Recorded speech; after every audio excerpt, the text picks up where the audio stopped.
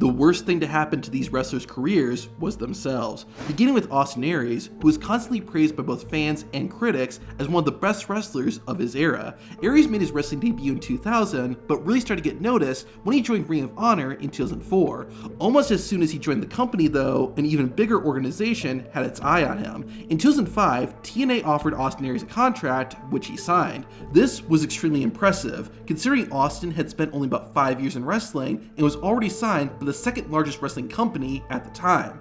However, this is when Austin Aries started getting in his own way. Just a few months after signing with TNA, Austin Aries would get suspended when he arrived 4 hours late to a show. This wouldn't be the last time Aries got suspended either. About a year later, in 2007, Austin Aries was asked by TNA to be part of a video shoot on a day Aries thought he had off. Austin ended up coming to film, but his attitude was so bad that he was suspended for 90 days. Ultimately, Austin Aries wouldn't return to TNA. He instead requested his release, which was granted. Aries would then go back to Ring of Honor, but things wouldn't change. According to Ring of Honor executive producer Jim Cornette, Aries was constantly complaining backstage and telling wrestlers that the company was doomed. But basically, it was left with, give us a chance to fix your problems before you mouth off about them, if you would, and we will try to address some of your valid criticisms. And his response was, they don't pay me enough to not have an opinion.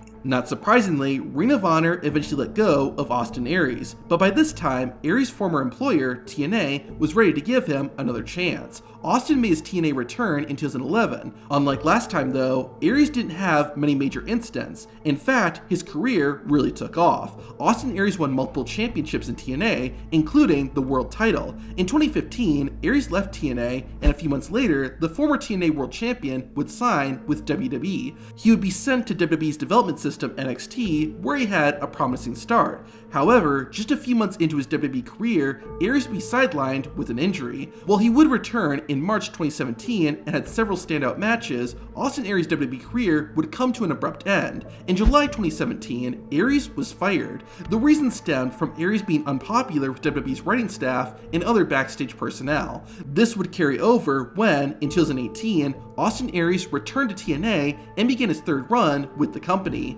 He soon became the TNA World Champion again and would eventually feud with Johnny Impact, aka John Morrison. The two would expand their rivalry to Twitter, which led to Aries making a tweet where, among other things, he insulted the weight of Johnny Impact's wife. TNA management had not approved any of this, and Austin Aries would delete most of his tweets. However, Aries' third and final run with TNA would end in spectacular fashion. At TNA's biggest event of the year, Bound for Glory, Aries defended the TNA World Championship against Johnny Impact in the main event. Impact won the match after hitting his finisher. However, almost immediately after the 3 count, Austin Aries got up and no-sold the move. To this day, it's unclear whether this was planned, whether Aries left because he was genuinely hurt, or whether he simply went off script. Either way, Austin Aries was gone from TNA after this incident. While Austin Aries continues to compete on the independent wrestling circuit and has popped up in a few significant companies, he's no longer at the level he once was. While Aries' downfall was bad, Matt Riddle's was an absolute train wreck. Unlike most wrestlers, Matt Riddle's career didn't start in wrestling. It began in MMA.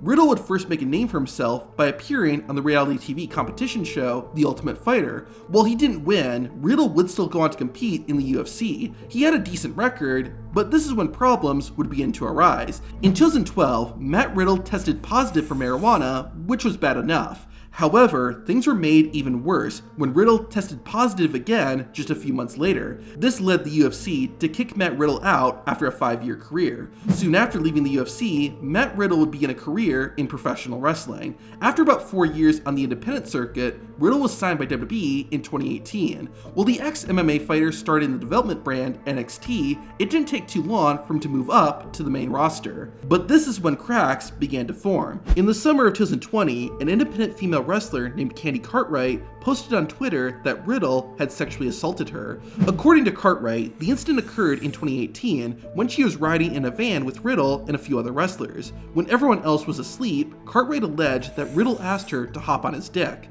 When she refused, Cartwright said Riddle grabbed her by the throat, choked her, and said, "What if I just made you?"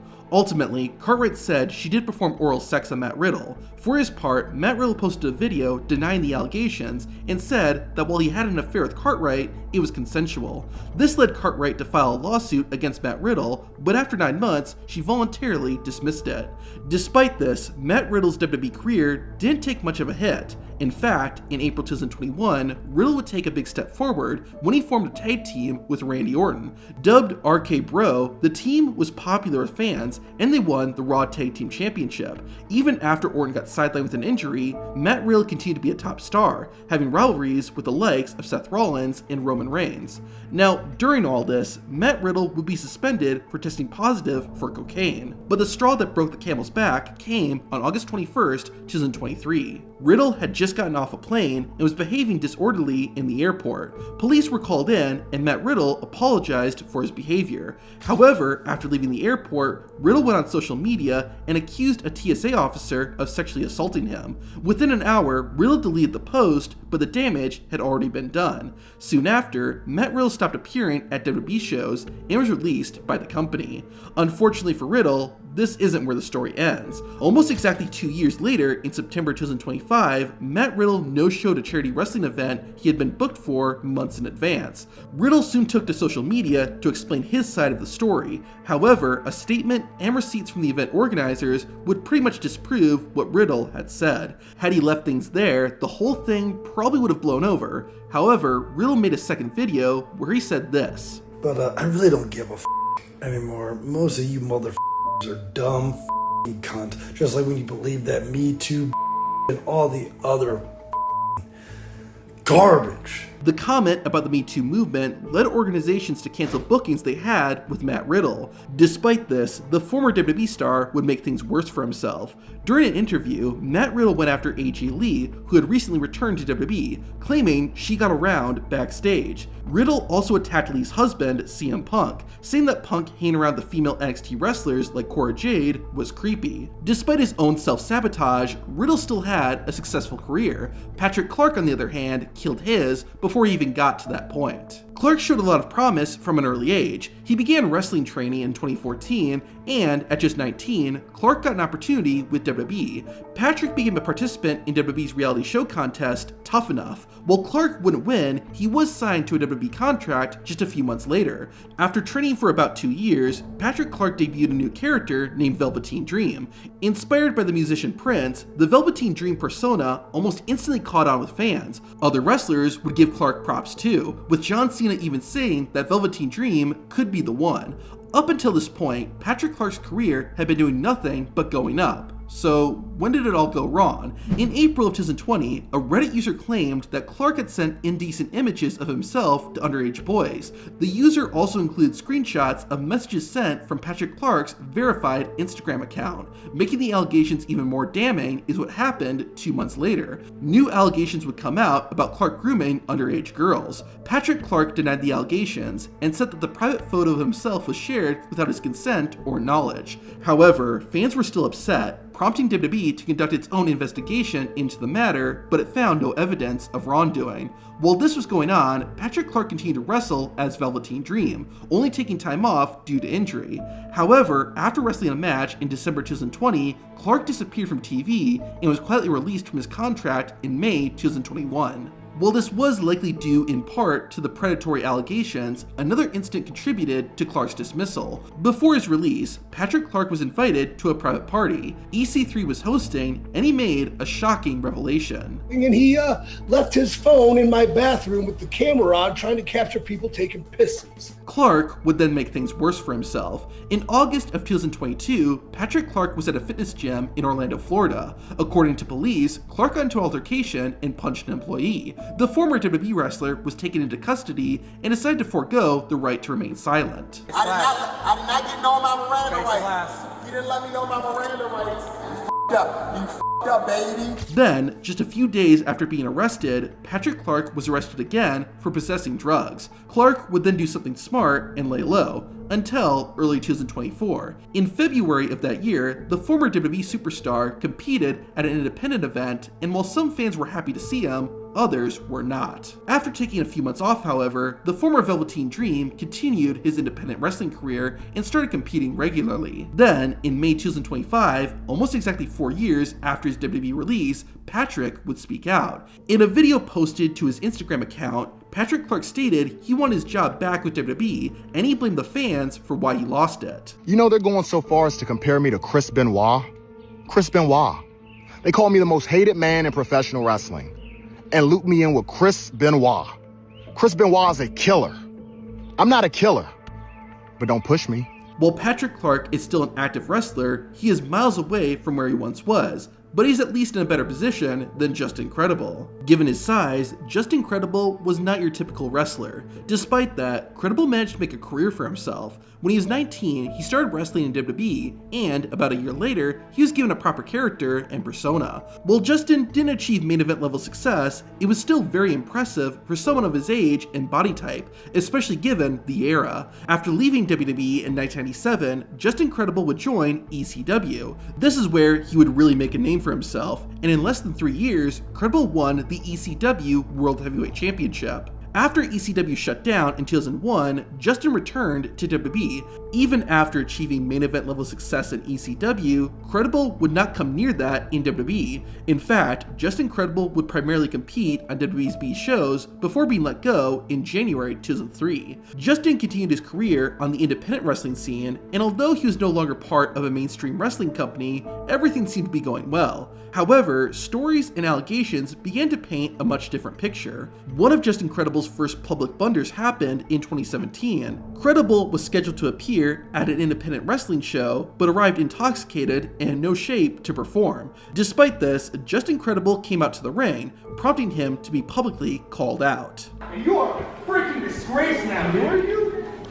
I'm the guy who has you here, that's paying you tonight, and asked you not to come here because you reek like booze, and you tell everybody you're sober, you're not. And all these people paid to see you, and you're in there glossed over, stumbling everywhere. Get out! Stories would then emerge from fans who said they would pay Credible for items such as autographs and merchandise, but never received them or heard back from Justin.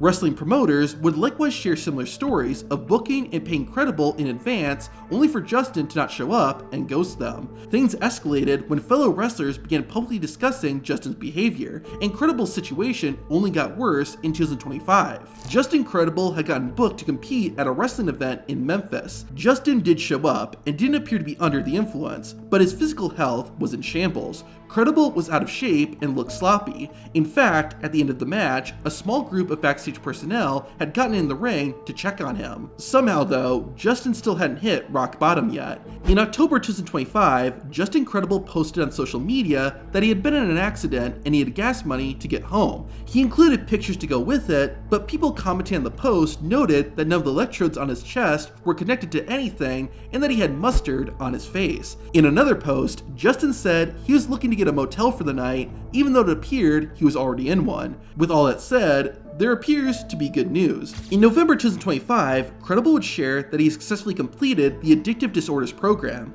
Then, in late December, Justin shared he was 2.5 months sober and had lost 25 pounds. Now, while Justin Credible was never going to be a major star in WWE, Alberto Del Rio was. When he debuted in 2010, Del Rio was immediately positioned as a major star. Within just a few months, Alberto Del Rio won the Royal Rumble, and almost exactly 1 year after arriving in WWE, he captured the World Championship. Over the course of his run, he became a 4-time world champion, all being presented as a main event star, with a personal ring announcer and luxury cars. Behind the scenes, reports indicated that Vince McMahon was personally high on Del Rio, which helps explain just how quickly and consistently he was pushed. But despite all the momentum, Alberto Del Rio's career would eventually self-destruct. The first major turning point came in August 2014. Alberto was involved in a backstage altercation with a WWE employee who allegedly made a racist joke toward him. Del Rio responded by slapping the employee, and WWE fired him shortly afterward for unprofessional conduct. not. While the situation was controversial, it didn't really damage Alberto's reputation.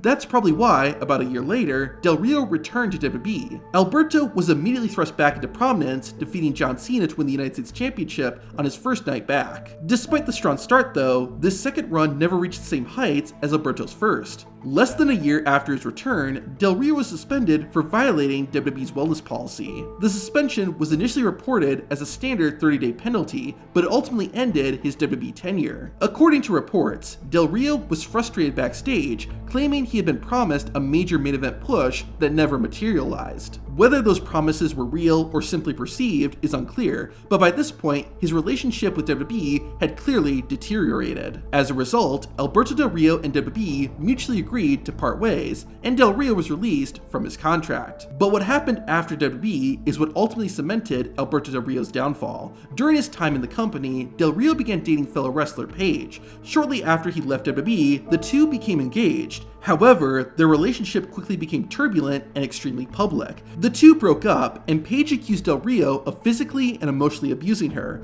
Alberto denied the allegations and claimed Paige was the aggressor. Paige later acknowledged her own struggles and mistakes during that period, but maintained that the relationship involved abuse and trauma. Police investigations were conducted, but no charges were ultimately made. Unfortunately, the controversies don't end there. In May 2020, Del Rio was arrested and charged with serious crimes, including aggravated kidnapping and sexually assaulting his girlfriend. The case escalated to a grand jury indictment, putting Del Rio in the most serious legal trouble of his life. However, in December 2021, all charges were dropped after the accuser recanted her story. Dropping the charges didn't necessarily mean the original allegations were false, and while this meant Del Rio would not face criminal punishment, the situation left lasting damage to his public reputation. The story of Daphne is extremely tragic, and what makes it so sad is not what she did, but what others did to her. To hear that story, watch the video on screen.